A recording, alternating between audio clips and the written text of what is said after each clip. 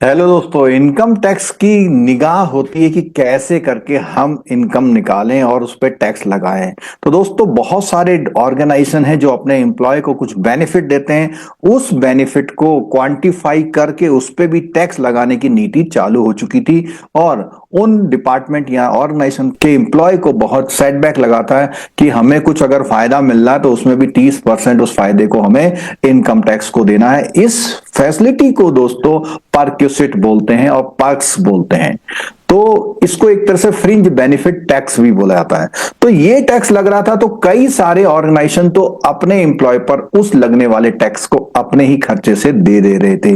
लेकिन बैंकों में बहुत सारे बैंकों ने अभी ऐसा नहीं किया था। स्टेट बैंक की तरफ से अभी एक बहुत ही अच्छी खबर आ गई है कि वो अपने जो एम्प्लॉय और पेंशनर है, अगर उनको कोई इस तरह का परक्यूसिट टैक्स लग रहा है तो उसका टैक्स अब वो देंगे। लेकिन ये न्यूज जो है उन लोगों के लिए बिल्कुल नहीं है जो 1 अप्रैल 2025 के बाद स्टेट बैंक ज्वाइन करेंगे, यानी ये एग्जिस्टिंग एम्प्लॉय के लिए खबर है। चलो दोस्तों, देखते हैं कि सर्कुलर में क्या बात है।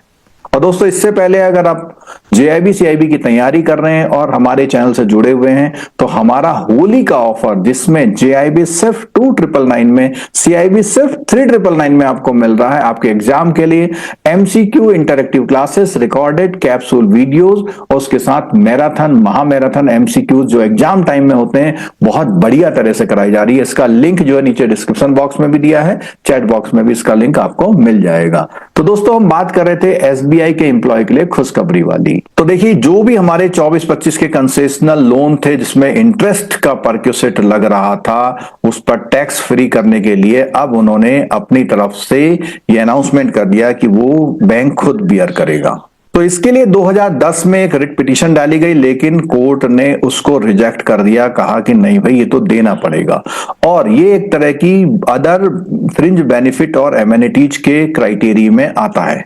तो 11 मार्च को एग्जीक्यूटिव कमेटी जो सेंट्रल बोर्ड की है, जो स्टेट बैंक के सेंट्रल बोर्ड की कमेटी, उसकी मीटिंग हुई। उसमें डिसीजन लिया गया कि bank will bear the income tax on the perquisite value of staff housing loan. Staff housing loan में जो कंसेशनल रेट होता है उस पर अगर कोई फ्रिंज बेनिफिट बन रहा है, परक्यूसिट बन रहा है, उस पर, कार लोन पर और स्टाफ के एजुकेशन लोन पर जो भी एलिजिबल एम्प्लॉय हैं इस ईयर यानी 24-25 का जो फाइनेंशियल ईयर चल रहा है, तो उस पर income tax on perquisite value of all other interest free concessional loan apart from the above mention will borne by the respective employ.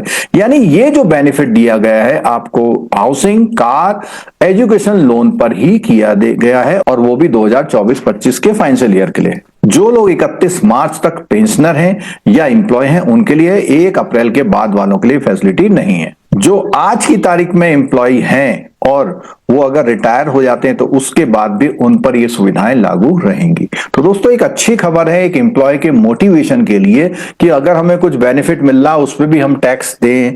तो उस टैक्स को हटाने के लिए बैंक ने अपने प्रॉफिट से किया और कुछ बैंकों ने पहले ही इसका अनाउंसमेंट पहले ही कर दिया था। तो ये एक अच्छी खबर है। तो दोस्तों, ऐसे ही बैंकिंग की और खबर करने के लिए चैनल को सब्सक्राइब कर लीजिए। मिलते हैं दोस्तों अगले वीडियो में। वीडियो देखने के लिए बहुत बहुत धन्यवाद। Thank you so much.